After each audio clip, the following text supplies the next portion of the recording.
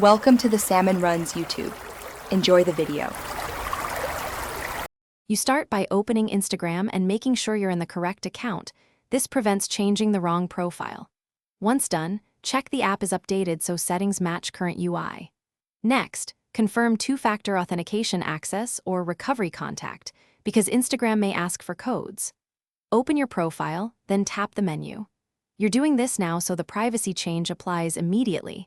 These preparatory checks avoid lockouts or lost access later, and speed the process when you change settings. You'll tap the menu icon, then go to Settings and choose Privacy. This is where the account visibility lives. Once inside, locate Account Privacy and look at the toggle. If it's on, your account is private. If off, it's public. Make sure you understand why. Switching to public exposes posts, stories, and followers to everyone, whereas private restricts access. When you're ready, toggle the setting. You should pause to consider pending follow requests and any recent followers, as their access may shift immediately. Now toggle Account Privacy off to make your profile public. Instagram will prompt you to confirm, except if you're sure. Once changed, inspect your profile as a public viewer to verify posts and stories are visible without logging in.